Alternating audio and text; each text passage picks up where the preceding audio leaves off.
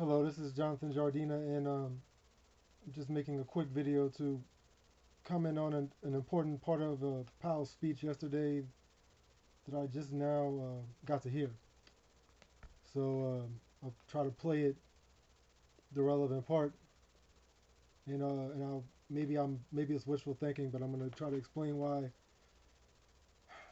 there may be it may not sound as bad as it seems. Next year, I think the median was 1.2, also well below. So that's a slower, it's a very slow level of growth, and it could give rise to increases in unemployment. But Here's I the think point. that is something that we think we need to have, and we think we need to have softer labor market conditions as well.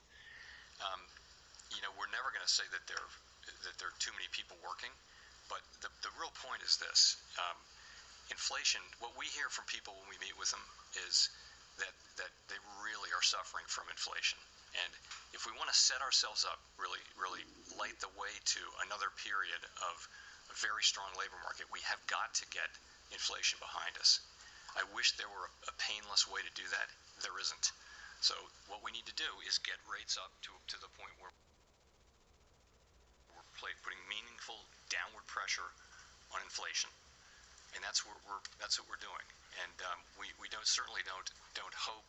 We certainly haven't given up the idea that we can have a relatively modest increase in unemployment. Nonetheless, we need to complete this task. Okay, so I'm just going to read what he just said. He said we need to have softer labor market conditions as well. We are never going to say that there are too many people working.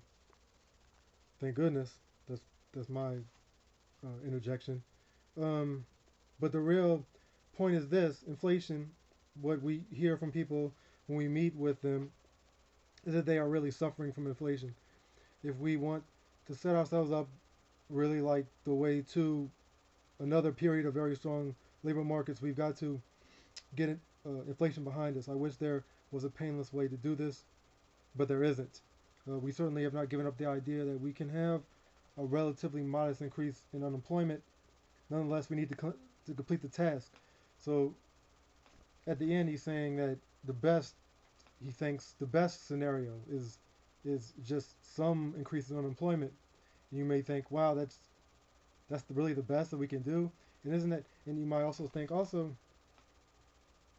um, isn't that kind of amazing that there's too many dollars chasing too few goods, and yet we have less people working? Well, actually, no. Maybe it's wishful thinking, but just looking at it, it doesn't mean we have to have less people working. Um, One thing people may have known is that when Trump was Donald Trump was not president, when Barack Obama was president, he um, he liked to call the jobless rate, the unemployment rate, a phony number, and I'm gonna try to explain why. And that's, by the way, that's in this issue of Time Magazine. Good, it's a pretty good article. But I have sympathy with what Trump said. He said, and by the way, Trump, as you know, was the first person to appoint Jerome Powell. But he called the jobless rate statistic phony. And why was that? And it's because the unemployment rate or jobless rate is just the number of unemployed as a percentage of the labor force. Now, okay, so you got the numerator and the denominator. The labor force, people who have just given up work, looking for a job, given up working and given up looking for work, they're not considered to be part of the labor force anymore. So, labor force is not just like everybody um, of a certain age. It's people that are, I guess, of a certain age and they're looking for work, or they've looked for work in the relevant period. So, like I understand people. Okay, let's say okay, Powell first. I'll get through this again. Um, he said people are suffering because of inflation. Well, inflation is not necessarily a bad thing, and price stability is not necessarily good, because if production in general is declining, then rising prices is not an indication of too much money being created. Um, in this case, we there's reason to believe because of evidence in some of my other blogs you may have seen that there was too much money, extra money being created. The M1 is if you could put much stock in these money measurements, but M1 rose pretty steeply in 2021. So the inflation may be related to that, but velocity is also important too. Uh, and the velocity, by the way, was flat during this period, so we could reasonably hypothesize that the inflation was because of too much money creation, but it's not rising prices isn't necessarily because of too much money creation. But I digress. Um, as you may have noticed, Powell saying that there's a payoff in the future. He said we want to set ourselves up for really um, another period of very strong markets, labor markets. We've got to get the inflation behind us. Okay. So, but is it worth it? Because he already said that you're going to have higher unemployment. Okay. This is why higher unemployment is not necessarily a higher unemployment rate is not necessarily something to, you know, you know, get really depressed about. And here's why. Because he mentioned very early in the speech, a lot earlier than the clip I gave you. He said that the labor force participation rate is going up. Okay, so if more people join the labor force, that makes the denominator bigger, and if those people that are now looking for work because they, I guess, now either because they have to or because they have some new hope that they didn't have before. Let's say they join the labor force. Okay, that definitely makes the denominator bigger. Okay, but it could also make the numerator bigger, the unemployed persons bigger, because now those people would be unemployed persons. So I'll give you an example. So I'm going to give you an example of a really low unemployment rate. Let's say that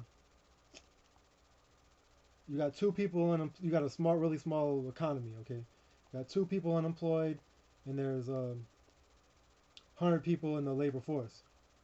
So 98% of the people they joined the labor force and they found jobs, but 2% of the people, for whatever reason, they thought they needed to get a job. They thought they could get a job, but they didn't get one. So unemployment rate is, if you can see, just 2%.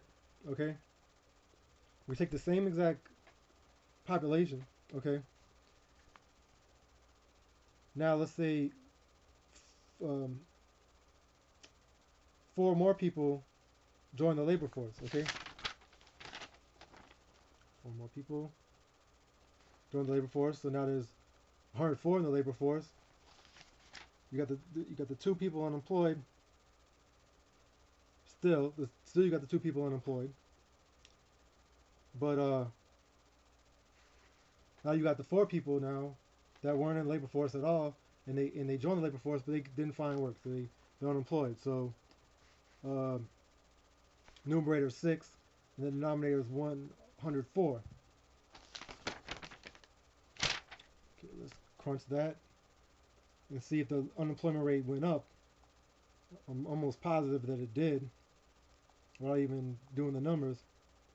Yes, went up by a lot. Went up by a lot.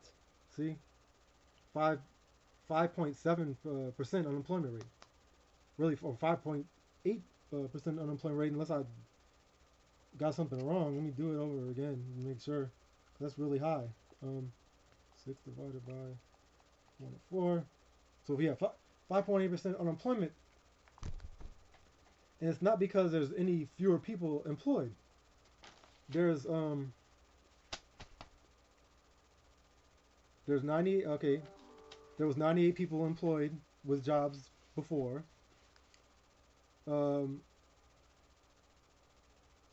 and there's only 98 jobs. Okay, period. So instead, so you got six people looking for work.